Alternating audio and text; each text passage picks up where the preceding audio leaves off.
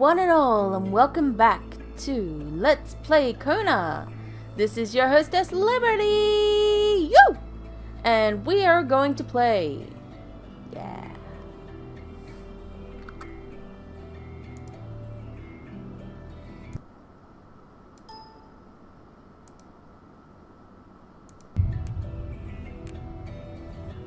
Alright, let's get straight into it. Bedard's house. It's been a while since I last played, so I don't exactly remember where we were up to. Ha ha ha ha ha. Yeah, I've been a bit sick lately, so I've not played games. I was so out of it for like 2 weeks. It was the worst thing ever. So, yeah. I know it's been longer than 2 weeks since I've played this, but still. Alright, we are in Bedard's house. We're nice and toasty and warm. Enough food for foraging. Okay. Oh! Shut up, it's not that dark. God damn. The empty cradle sent an eerie feeling down Carl's spine, as if minutes ago someone just grabbed the baby and made a run for it.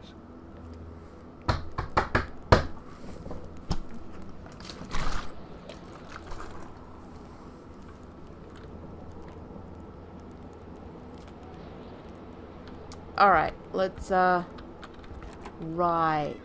Yes, I remember. Do I remember? I think I remember. I do remember.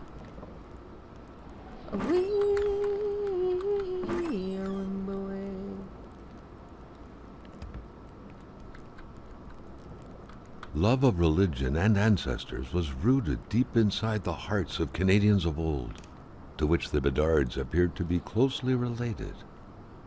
That is the cutest giraffe. Who knew that giraffes thrived in the North Pole? The craze for toys was stupefying. Alright, I do believe we've been in here and this was where we read the diary. Right, and we found out that the little girl was running away.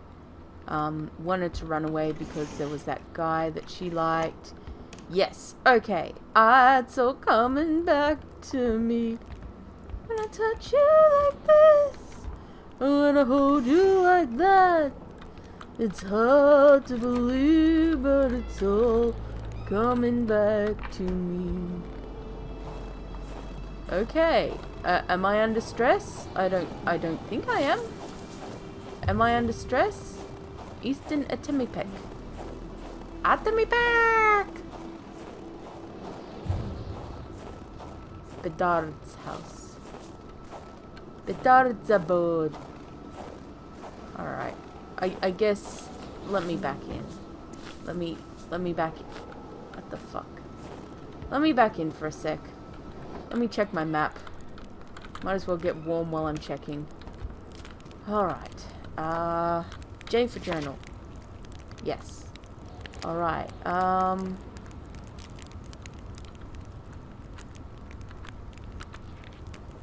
Alright. Case of vandalism. Right. The crash.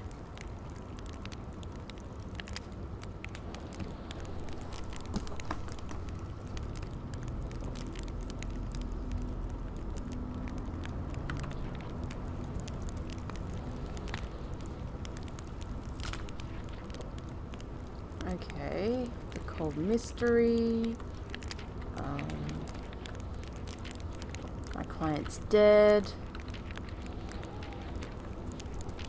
Alright, we've got some people here. We've got Hamilton. We've got Gilles Lachance, male from Manistan. He was a Magazine Lachance's manager. He's a wretched man. Misery reigns on him like gulls in leftovers. Misery struck again on the poor man. He is now imprisoned in ice. He tried to escape, but it was too late. I think he was being stalked by wolves. Oh, here we go. Wilfred Roy, male. Girardville, 41, and a ranger. Wilfred is in charge of maintaining law and order in the forest surrounding the Manistan region. He's a gamekeeper. It makes him the only authority figure for several miles around. Shibugamal officers must not come to this village often. The day before I arrived, he saw something that convinced him to flee. Such bravery coming from a gamekeeper, he headed to Manistan Nord with his wife.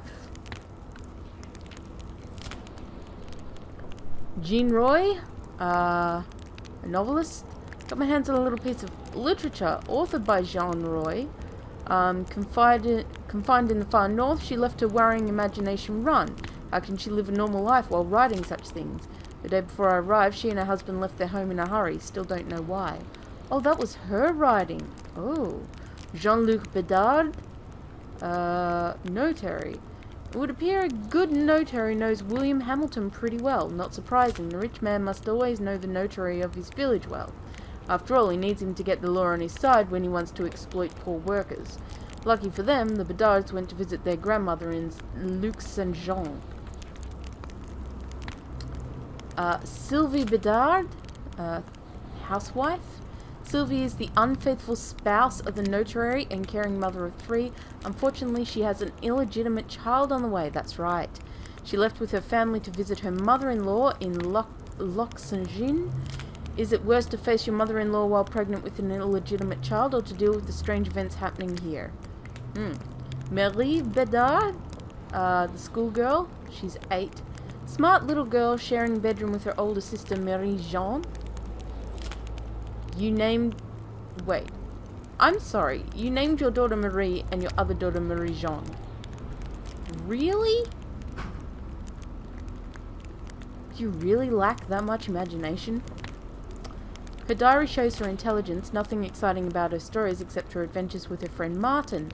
I'm happy that she left the region with her family. Nothing happening here can harm her. Marie J. and Marie P. The eldest and youngest of the Bedard family, 2 little girls without history, from a family who reminds me of Little Women instead of Dr. March's 4 girls.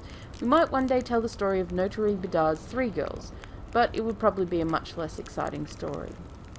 Alright, Marie-Jean. Martin Blay. This ordinary kid is only looking for entertainment in this northern desert. He plays troublemaker and brings his friend along with him. Kids will be kids, right? Oh. Okay, I got all my photos.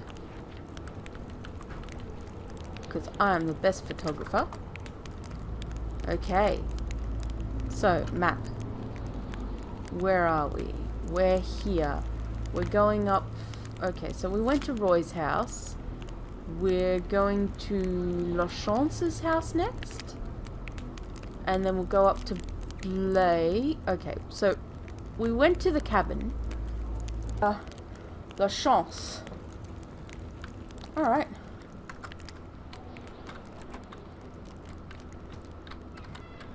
We're all heated up. We're all heated up. And ready to vroom vroom vroom vroom vroom my car. Alright, car. Let's go. Do I remember how to drive this thing? God help me, I don't. Oh God, here we go. Watch out, everybody! Wait. Map. Where am I? I'm heading the wrong way.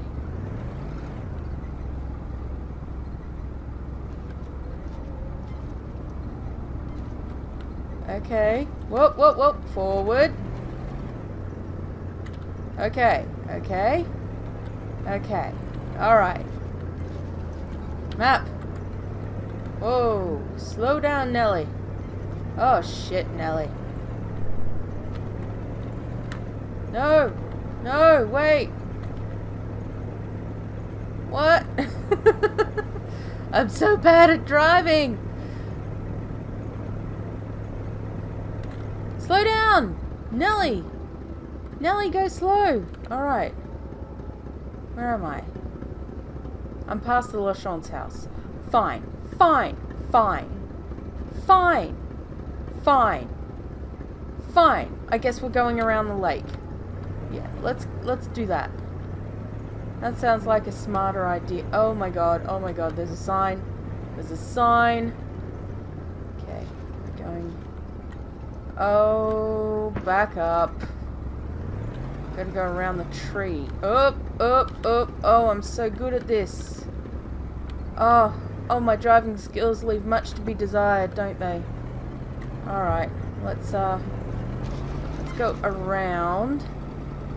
Here we go. Alright. Carl felt that the store and its surroundings still held their secrets, and he didn't like to miss out.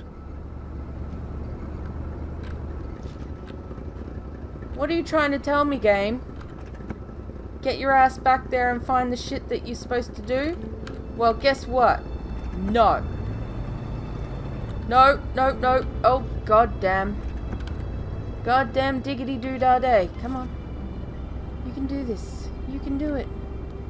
Come on. You can do it. Come on, car. Car. What are you doing? Alright. Wait, no. You go like that. Alright, and now you go like this. No, I guess? Maybe? Oh, fuck my life. I don't know. I don't know. Is there a turn off down here then? I thought that was the turn off. Oh, my cat's gone stupid. Okay. Oh, there it goes. Back it up, sunshine. I think that's the turn off, right? Apparently not.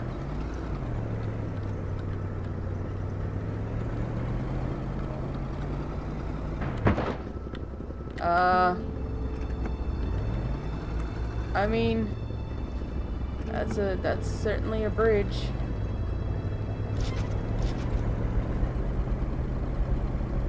It said to go slow across it, so I'm going slow across it.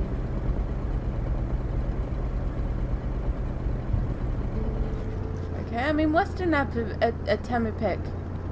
Okay, there's a turn off. Where is this leading me now?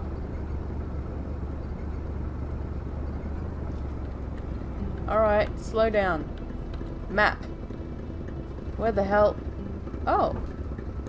Well, I'm where I wanted to be. Alright. Let me out. Guess I'm climbing some stairs, huh? Oh boy.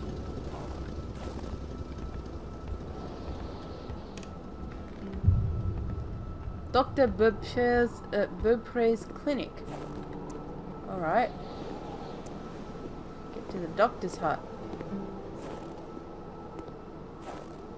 Beaupre. Beaupre. You better pray. Oh. I got the clinic key. Nice.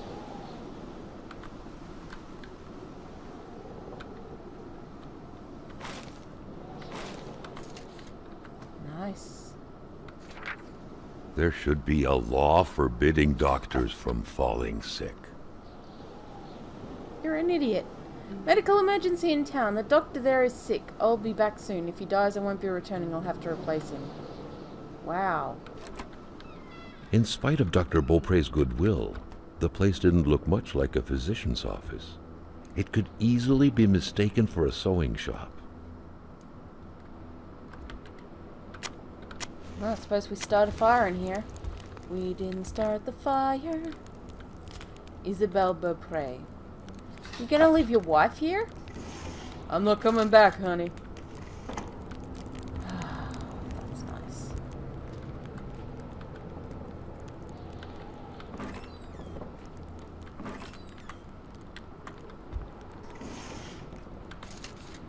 Matches.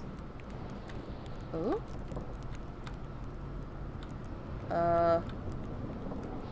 Well, at least I know I've got to find For him. the one-eyed, or for other vision problems, the eye patch was the way to go. Yee boy! Anything down there? No. We didn't start the fire.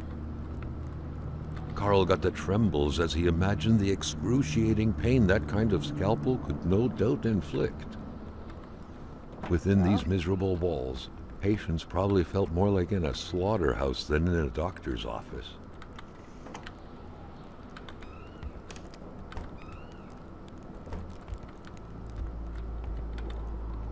My nightmare. F Toz. Wait. Let's see. EFPTOZ LPED DDF FELO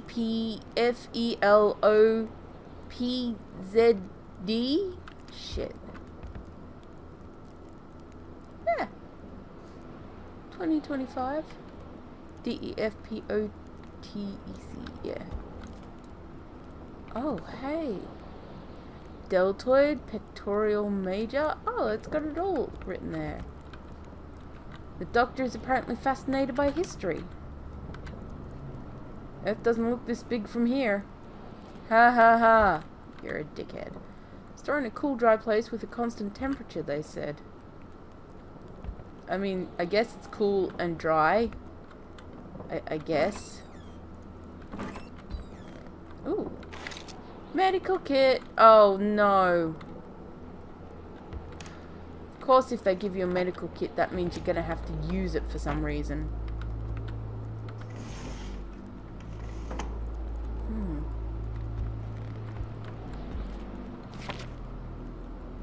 A Communist Manifesto. Only a few years ago, this type of allegiance meant prison time. And even at present, the Western world was very wary of the Soviet threat. Why would the doctor own such a book? For funsies. The history of all hitherto existing society is the history of class struggle. Freeman and slave, patrician and plebeian, lord and serf, guildmaster and journeyman, in a word, oppressor and oppressed, stood in constant opposition to one another, carried on an uninterrupted, now hidden, now open fight, a fight that each time ended together, either in a revolutionary reconstitution of society at large, or in the common ruin of the contending classes. In the earlier epochs of history, we find almost everywhere a complicated arrangement of society into various orders, a manifold gradation of social rank. In ancient Rome, we have patricians, knights, plebeians, slaves. In the Middle Ages, feudal lords, vassals, guildmasters, journeymen, apprentices, serfs. In almost all of these classes, again, subordinate gradations. Oh. There's no page. Huh. Well, that was interesting. Can I jump on the bed? No. Doctors used light-reflecting frontal mirrors to look inside the patient's cavities. That was a bit unsettling. But back then, it was pretty much always the case with medicine. True. I never did quite catch her name. The men called her Lore. She had a neck wound, there was so much blood. The bullet had done a lot of damage, probably hitting the cerebellum. It was hopeless. She had a cardiac arrest. The men had found her like this, they said. I doubt it. But in a small town like this, it's usually best to turn a blind eye. I've been told to step back from sending out the death certificate. The whole thing sickens me. No medical explanation whatsoever can explain why old Rosaire is still alive. As we in the trade say, the only way to cure him is to kill him. Sylvie? All of her symptoms point to the same root cause. She's pregnant. She refuses it. She denies it. I'm willing to bet her husband is not the father. Let's just hope it's not Everett Lockhart, though, or she would have an illegitimate child and syphilis on her hands. Yikes. William Joseph There was Hamilton. no doubt that the doctor and Hamilton knew each other very well. Haughty, can't be cured. Chronic foot pain, can't walk long distances. Rich, I'll cure him of that one day. I'ma take all his money. The good doctor, flanked by his beautiful spouse. Pure happiness, captured on cardstock. Oh, Carl recognized this woman's soulful eyes. Was it Dr. Beaupré who had hit him head-on at the village border? Nobody kills a rich patient to start a revolution. It didn't make any sense. He had to dig deeper still to understand. Luckily, that was Carl Faubert's specialty. Huh.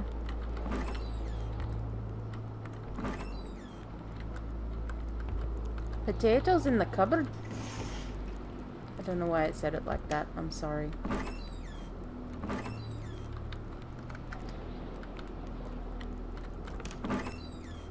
Huh.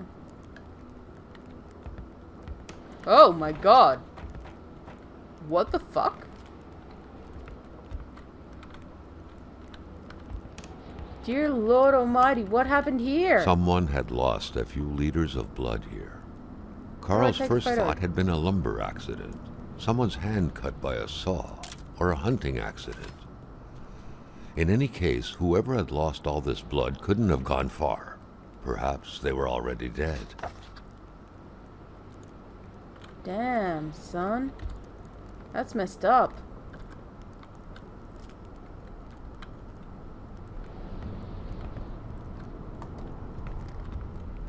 A chamber pot. Fortunately Ew. for Carl, inspecting it wouldn't further this particular investigation.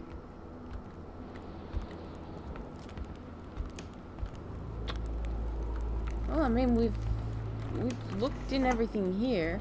We do have something over here that requires us to Carl got the no. trembles as he imagined the excruciating pain that kind of scalpel could no doubt inflict. Oh, water bottle. Within these Okay, miserable walls, patients probably felt more like in a slaughterhouse than in a doctor's office.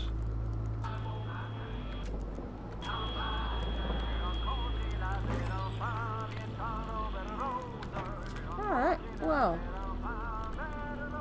When locking a door isn't enough. Okay.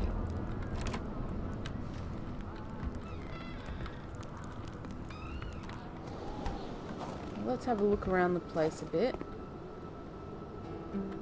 What is that? Weird. Do you have a shed? Oh.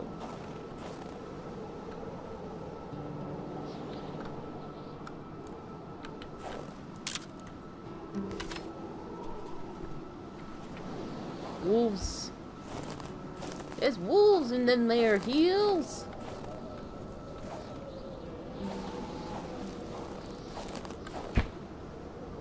Oh hey, duct tape. That'll come in handy. It always does. Huh. Okay, well let's check out the dunny.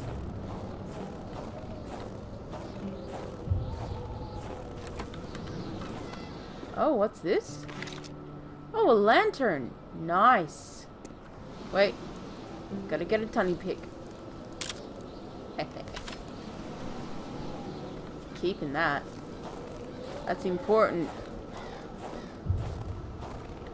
Okay. So wait, the wolf prints went out that way?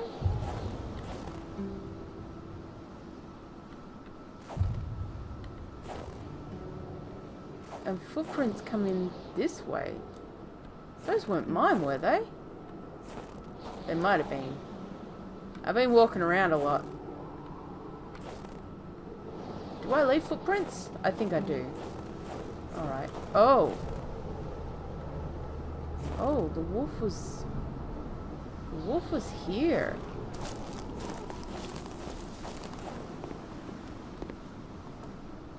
Okay. Alright, let me back in for a sec. I gotta check me map. Alright. Map time.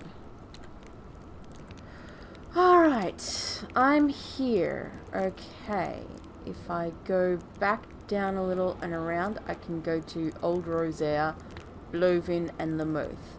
I haven't been to La Chance. There's also some cabins, seemingly, and Blake House, and then there's a lot of shit up there, I guess.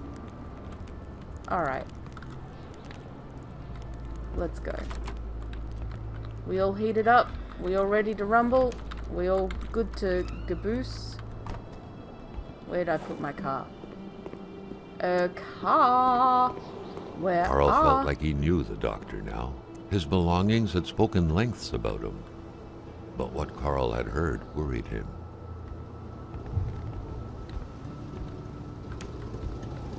Alright. Back to driving this.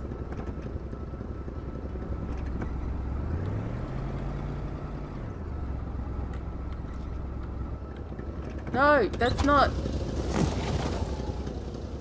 I didn't mean to get out. I thought I was looking in the window, in the mirror. Nope, that's bad. Okay. Yeah, alright. Oh, no, wrong way. Forwards. And now backwards. Yes. And now, wait. Forwards. Here we go. I'm on the roll. I need to slow down a bit. Where's my map? Map. Alright, up this way, and then there's something to the right. Okay. We can do this! I can do this! I'm good at this! I can do the thing! Oh, hello, cat. She's giving me her support. She's saying, you can do this. Mummy, you can do this. I believe in the you that believes in the me that believes in the feeding me. Loading, loading, loading, load. Loading, loading, loading, loading, loading, loading, loading. Loading, load. Loading, loading, loading, load. Damn, it's like super snowstorm out here. You know? Alright, we got a cabin, Rosaire's house. Alright, we've got a few places to check. Alright. Let's go to the cabin first. Alright. Quick.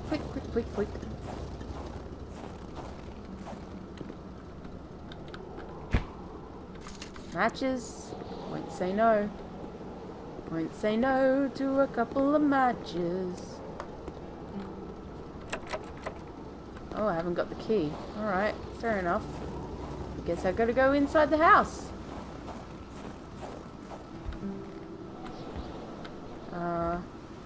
See if we can't find the key to the house around. Whoop. Whoop. Okay, well that's not helping. Alright, must be around the other side. Hello? Is there a key here? No? Well, that's poppycock. And bullshit. Oh! Oh! Oh, mon bonhomme! Hi? Fais-là l'étrange. Hi, I'm just gonna close the door so the warmth is kept in. Je m'attendais pas à ce qu'un étrange retentisse par ici. Moi te dire, je prends plus de chance depuis que ça rôde dans ce bout-là. J'ai ma carabine au bout du doigt, et puis bang, bang, bang, si ça s'approche. That's a smart way to deal with it. What is this thing you're speaking of? I've seen wolves. And there's ice, but I don't... You know, you're well stocked here, aren't you? Hi. Oyez, oyez, oyez, il y a un petit gars d'écarté dans ma maison. Hi there. Si tu veux du linge chaud, parce que t'es habillé comme un gars de la ville, je dirais pas non à une bonne bouteille de caribou. Puis tu pigeras ce que tu voudras par mes mécaniques.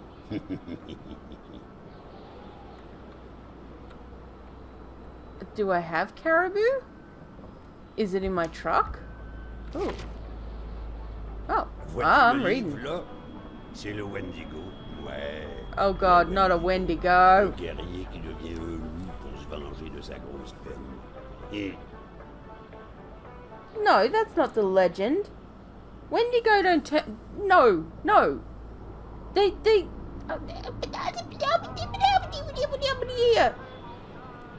Wendigos turn into Wendigos are from Oyez, starvation. dans ma maison. From starvation and eating human flesh, cannibalism. That's Wendigo. I think you're thinking of something else, mate. Okay, let's read this. There was a time when hate waged war. Our hunters could decimate the great wolves who had taken our children. Our warriors could snap the necks of the cowards who reached for our supplies. The deafening sound of rock and bone breaking was enough to satiate the hate, and the rivers of blood would express our remorse and apologies. Thus was balance maintained. Then came the whites. I'm sorry! I'm white. I apologize. It weren't me. Not over there. I mean, oh god. Australia's... The Aboriginal folk got the shaft over here from the whites too. I can say that quite... I mean, on the one hand, on one side of my family, we've got like English and Scottish and American and quite a few others. On the other side of my family, we've got French, Spanish, and Thursday Islander, which is one of the islands around Australia. So I've got a little bit of like sort of native, more island-specific native blood in me. You can't tell from the shade of my skin. I am so pale, it's not funny. But my mother's kind of dark skin. She gets darker in summer. My grandmother goes really dark, but I'm like a ghost. Woo! But yeah, when they came over here, they kind of fucked the Aboriginals very, very badly.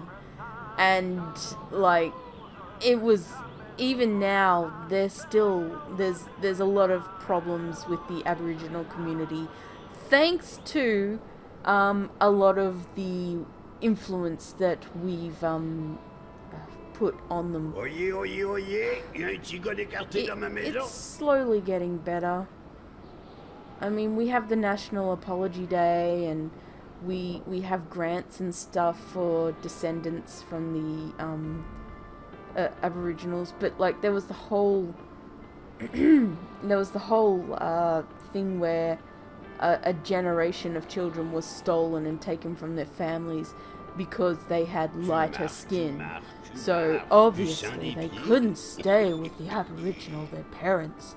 No, of course. That was sarcasm, by the way. I actually believe that it was an incredibly horrible thing to take children and then shove them in orphanages because nobody really wanted them. They just didn't want their families to have them, which is just like, what the fuck? It's like saying, I can't have the cake, but you can't have it either. Like, this is a cake. It's your cake, but I don't want you to have it. So I'm taking the cake, but I'm going to throw it in the bin, because I don't want you to have it, but I don't want it either. It's horrible. Like, it was the most petty, pathetic piece of shit thing that went down in Australian history. And it's just so terrible. And the destruction of their lifestyle, and it was just, it's horrible. Where I live, and I think it's true of most of Australia, like, a lot of people say, oh, where I live, yeah, we have some Aboriginal sites and stuff like that.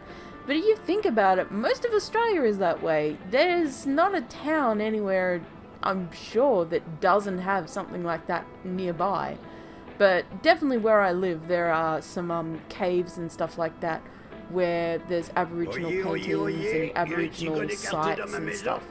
And, like, it's such a horrible thing to happen because the Aboriginal culture is such an interesting culture. The dream time, the stories, even the naming conventions and stuff like that. It's so interesting, and it's so terrible that we came here and destroyed all that. it's not just the destruction of the people, which is actually the worst thing, because living people are living people. They're people. You destroying the way of life and the culture is one thing. Destroying the people themselves is taking lives, and just it was just a horrible time in our history, and quite frankly, it's something to be ashamed over. Like, it doesn't get said enough. It does not get enough attention, and it doesn't get said enough by any of the, now Australians.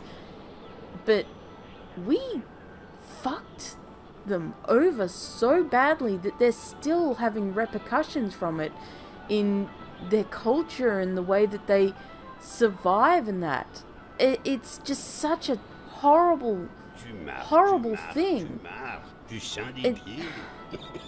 I'm sorry, I'm getting way off track, but it's not just the native Indians, and it's not just, this is the Australian equivalent of the native Indians, which were the Aboriginals. They were... So basically, they were made up of many different clans and groups that did a lot of travelling. They never really stayed in one place. They had set places where they'd have their Kurabi... am I saying that right? Kurabis? They'd have their set places where they'd have their rituals and stuff like that. But they'd travel a lot across the deserts, across the open spaces. They're an itinerant... There were people who moved around a lot and were like moving with the animals, with the hunting and stuff like that. And now it's just, we came over here and we started settling the land, and then we started killing the people because, God forbid, they want to, come to where the water is and then find these white folk here. Of course, they're going to be scared, and, there's going to be retaliations and checking stuff out. And white people paranoia is what I like to call it. White people paranoia was such that even though we were more technologically advanced, we were still fucking, scared of...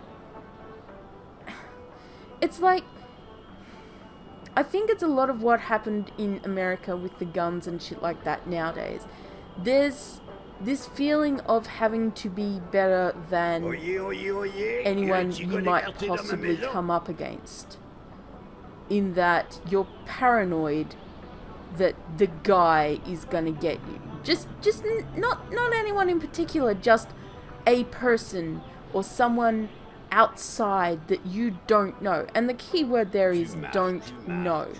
You don't know them, you don't understand them, all you know is that they're gonna get you. And that's why a lot of Americans carry a gun, just in case. Or for hunting, but a lot of it is just in case. A lot of the American friends I hear that have guns are like, oh yeah, but what if a robber breaks in and shoots you? It's like, well, if nobody has guns, you've got a fair chance if they've only got a blade. I mean, cricket bat versus blade, I wonder which one will win. But that's beside the point. But it scales back to when the Australians came in to here. The white man paranoia was such that, oh, these people are different, shoot them. And it's terrible to say that, and I'm sorry for laughing. I crack myself up at the stupidity of what I'm saying. But basically, that's what happened. They were like, oh, they're different, kill them. Because, get them before they get us. And it's stupid. It's stupid.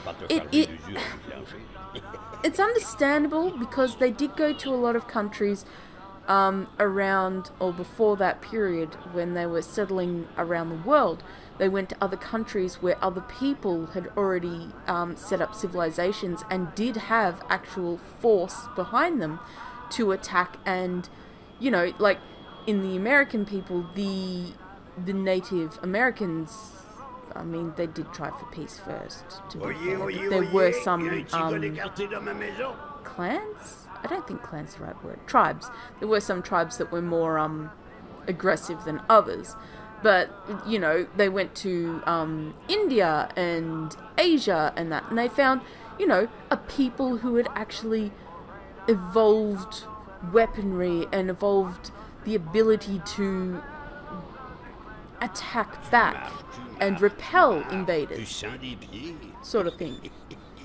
And then they come to Australia, and they've got this mindset of other people might be here, they're going to attack us, we should actually, you know, just in case.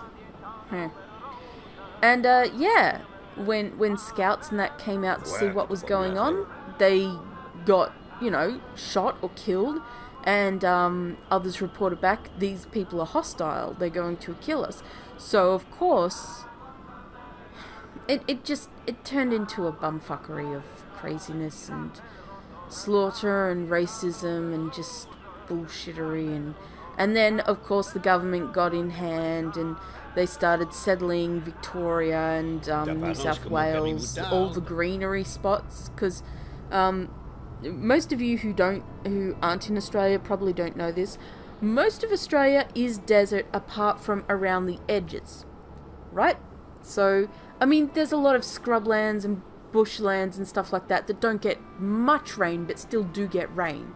And now that we've settled it a bit more, like with dams and stuff like that, we've managed to, you know, help certain areas grow more greener than they naturally would have been.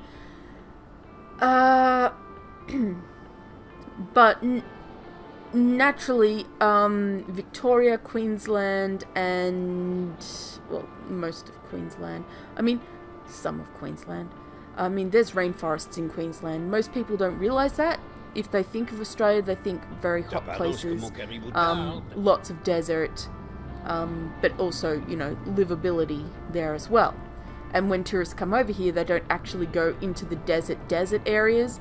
They don't get a scope of how big the desert actually is. They get a scope of, oh, there's a lot more greenery here than we thought.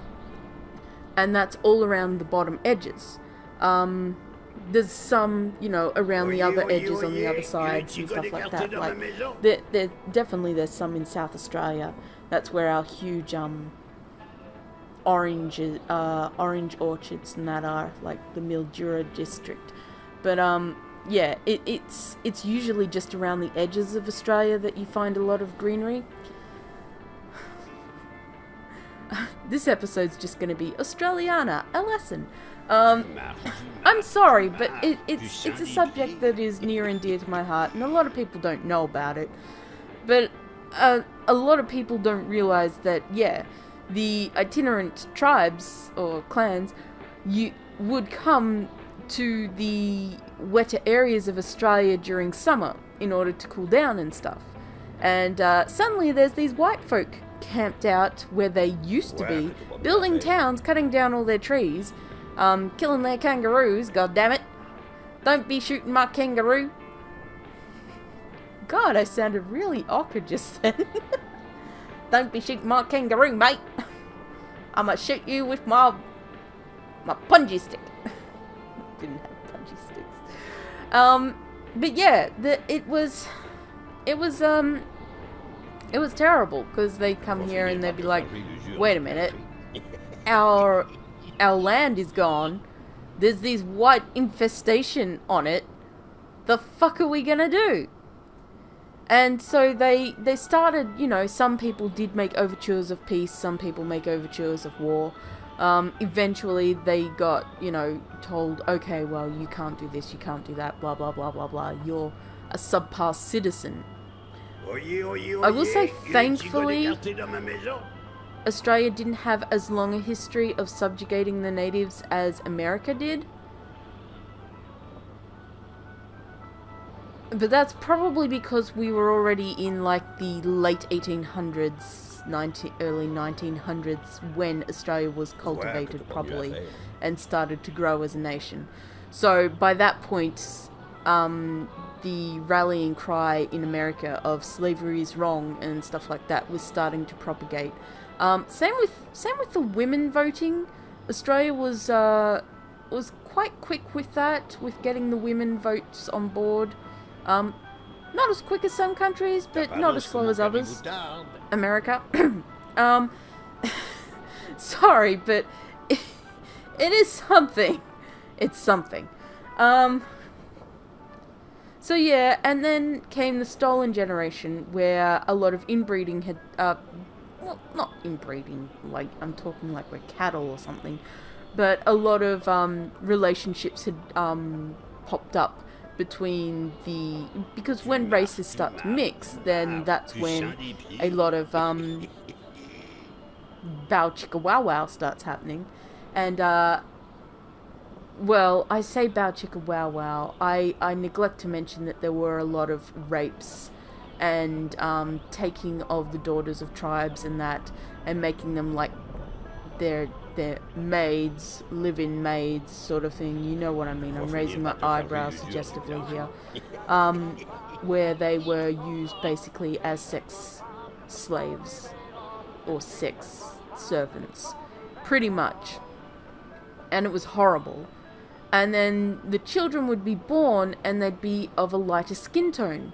So a lot of the farmers and that, I mean, I'm not going to say there weren't some decent guys out there who legitimately did fall in love with some of the women and they had fallen in love back and they actually raised families. I'm not saying that that wasn't a case, because there were, there was some of that. Like I said, when two races collide, there's going to be some friction and some bow chicka wow wow going on. In the consensual sense.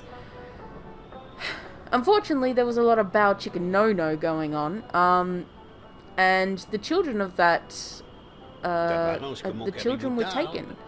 And they were taken and put into either orphanages, or some were taken by the fathers or mothers in some cases, or the mothers, the white mothers in some cases, and not given the choice to go with their native parents.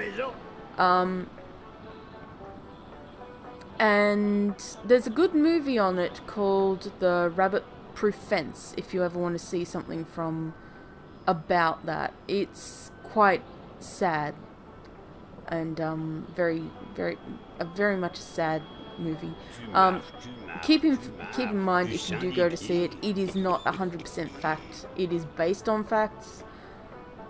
Something I have to remind my mother, who is a very big fan of movies that are based on true stories, is that just because they're based on true stories doesn't mean they don't dramatize the fuck out of it. Like, the details of the case might be true, doesn't mean that they don't, bring in a lot more suspense and lies in order to make it grow and seem a bigger deal than it was. That kind of thing. But, yeah. So, they took the children, and then I think it was around 2000 that we officially apologized for that. Yeah, it took us a while, because that happened in, like, the 1940s or 50s, maybe a bit earlier. God, I can't remember. For all that we studied Australian history, we didn't really touch much on the Aboriginal history. In primary school we did, oddly enough. We looked at the Dreamtime and stuff like that, which is where a lot of my knowledge about the Dreamtime and whatnot, which I'll admit isn't much, but it's where my knowledge of that comes from. And I can't say the word. I'm so sorry for any native Australians out there. I'm so sorry. I'm terrible. I apologize most profusely.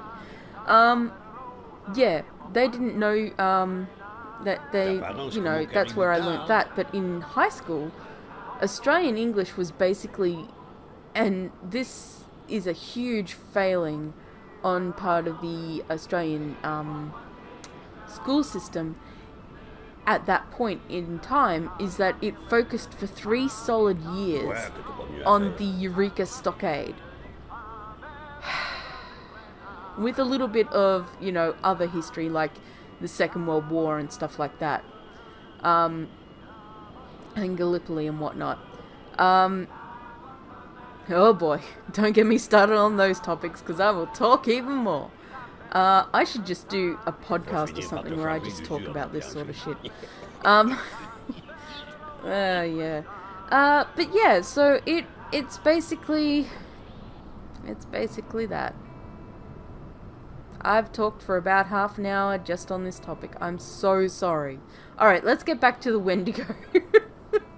The not quite Wendigo. The legend of the Wendigo dates back to a time before what anyone but the tallest trees can remember. A time of great cold and great aspirations, when the ships came and spewed men and their fire cannons, plagues and spinelessness.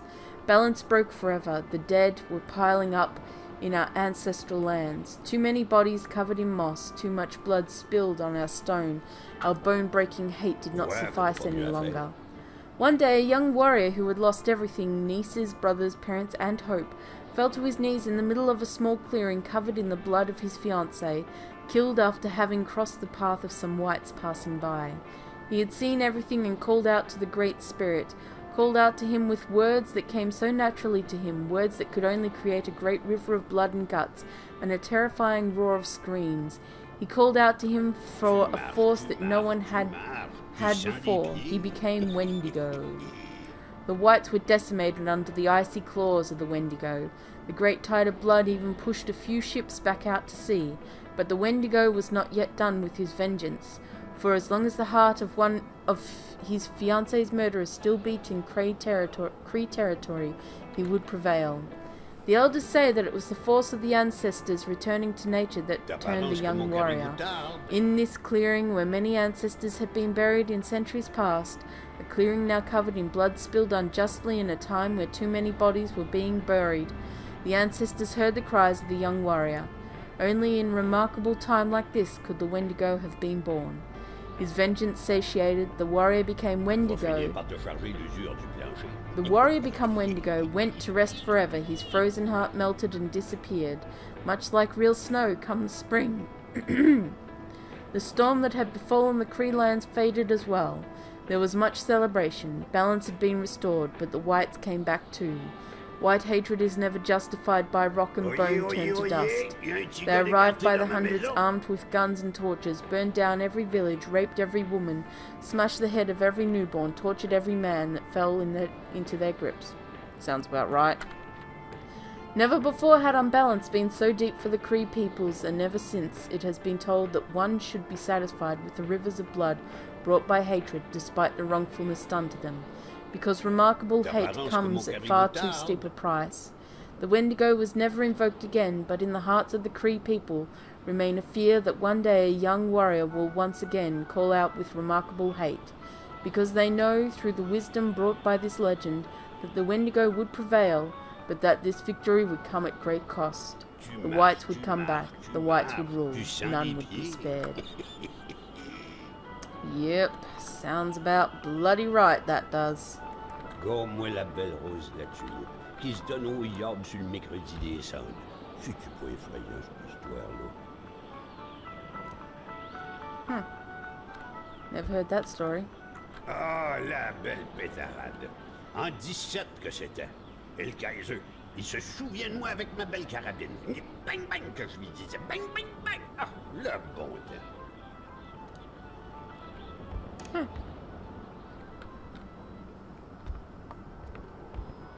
Don't mind me, mate. I'm just looking around. You know, as you do.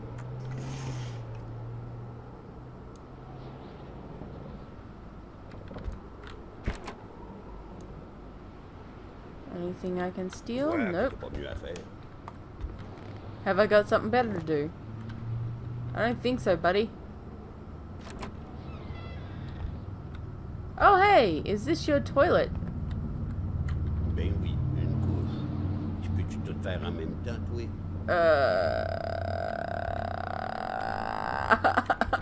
I'm sorry.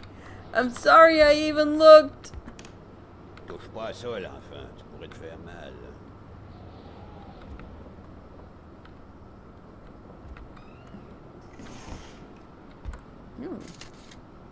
Hé, la corriveau, Batèche, Ça te passe l'envie de te marier, la Corriveau. Elle tuait tous ses maris. Squick, les uns après les autres. Pas de pitié dans le mariage.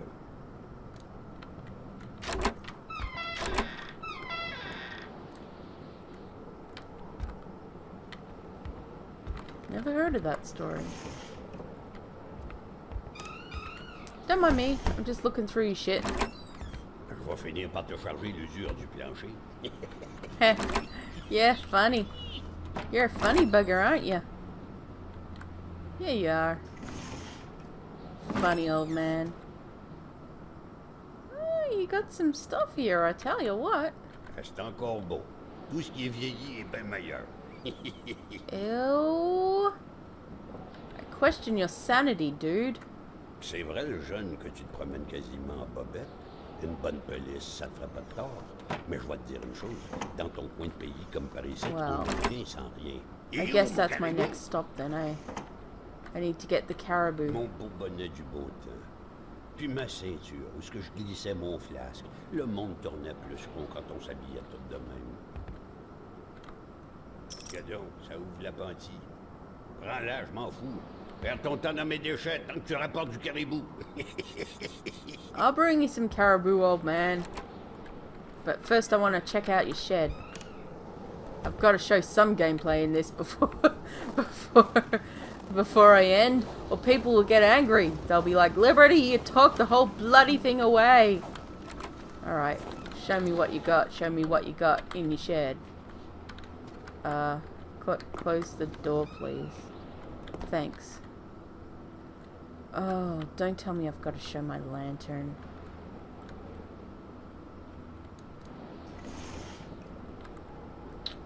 I bet I do. I bet I do. Wait, how do I... Nope. Escape. Right. Inventory. Light. Light. Okay. Oh. Oh, is it... No? Oh, wait. Yes. No. Wait. Oh, jeez. Nope. Nope.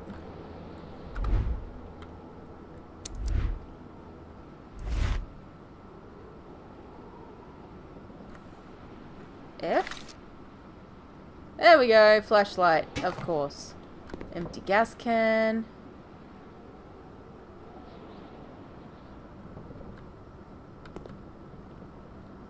Got anything in here that's worth taking, buddy? Doesn't seem to be.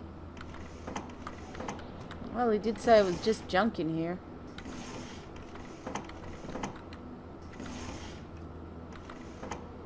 I mean... An axe. An axe. Not too shabby. Carl felt he needed to protect himself. Yeah, I do.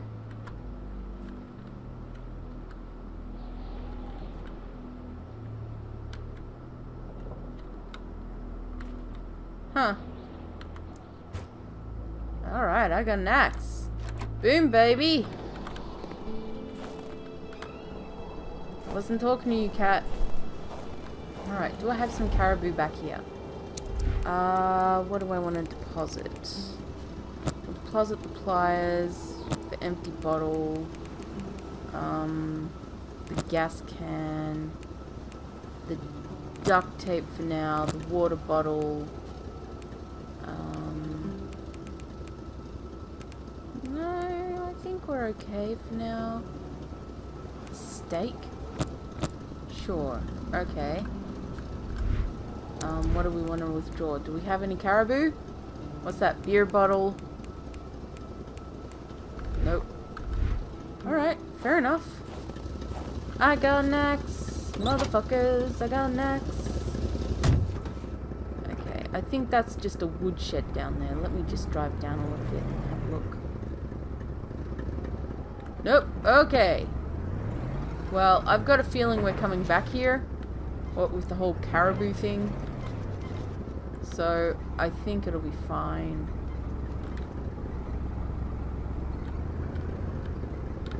Okay, M for map. Let's just, get to the next house, and then we'll... Okay, map down, please. There, Carl had fed his mind, but had forgotten the harsh reality that his body also needed nourishment, especially in the dead of winter. What do you mean? Do I have to eat shit? Really?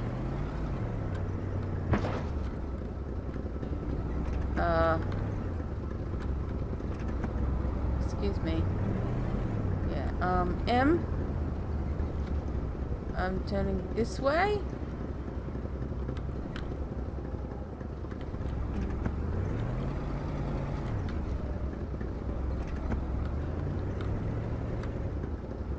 Nope, I'm going the wrong way. Help me, Rhonda. Help me, Rhonda. Help me, Rhonda. Help me, Rhonda. Okay, here we go. I got this. Yo. Let's put that away. We'll go slow, and we'll get there eventually. Do do do do do do do do do do do do do do.